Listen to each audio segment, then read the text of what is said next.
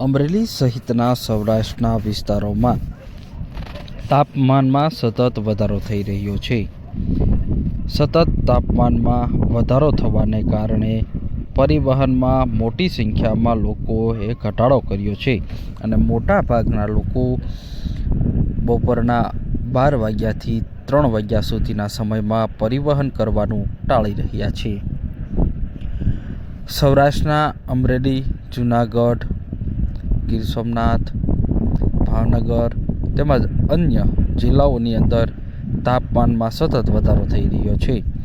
41 થી 42 ડિગ્રી સુધી તાપમાન નોંધાઈ રહ્યું છે, જેને કારણે મોટી સંખ્યામાં લોકો દિવસ દરમિયાન 12 થી 3 કલાકના સમયે પરિવહન કરવાનું ટાળી રહ્યા છે.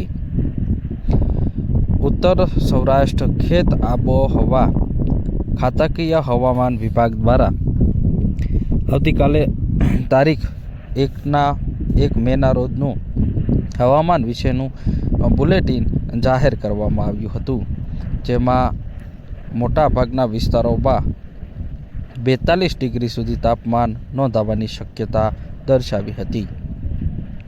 અમરેલી જિલ્લામાં તારીખ 1 મેના રોજ મહત્તમ તાપમાન 42 ડિગ્રી અને લઘુત્તમ તાપમાન 25 ડિગ્રીની આસપાસ રહેવાની શક્યતા છે. તેમજ વાતાવરણ સૂકું, ગરમ અને મધ્યમ વાદળછાયું રહેવાની શક્યતાઓ છે. રાજકોટ જિલ્લામાં તારીખ 1 મેના મહત્તમ તાપમાન 42 ડિગ્રી અને લઘુત્તમ તાપમાન 26 ડિગ્રી સુધી નોંધાવાની શક્યતા છે. તેમજ વાતાવરણ સૂકું, ગરમ અને મધ્યમ વાદળછાયું રહેવાની શક્યતા છે. દ્વારકા જિલ્લામાં તારીખ 1 મેના મહત્તમ તાપમાન 33 અને લઘુત્તમ તાપમાન 27 ડિગ્રીની આસપાસ નોંધાવાની શક્યતા છે. જામનગર જિલ્લામાં તારીખ 1 મેના રોજ મહત્તમ તાપમાન 37 ડિગ્રી અને લઘુત્તમ તાપમાન 26 ડિગ્રી નોંધાવાની શક્યતા છે.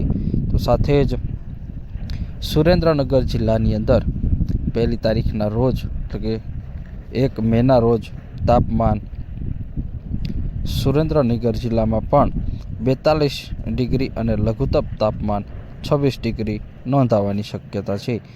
જામનગરમાં 37 ડિગ્રી નોંધાવાની શક્યતા છે અને દેવભૂમિ દ્વારકામાં સૌથી ઓછું સૌરાષ્ટ્રમાં 33 ડિગ્રી નોંધાવાની શક્યતા છે અને મોરબીમાં મહત્તમ તાપમાન 42 ડિગ્રી અને લઘુત્તમ તાપમાન 26 ડિગ્રી નોંધાવાની શક્યતા છે, જેવું હવામાન વિભાગ દ્વારા મેડિકલ બુલેટિનમાં જાહેર કરાયું હતું.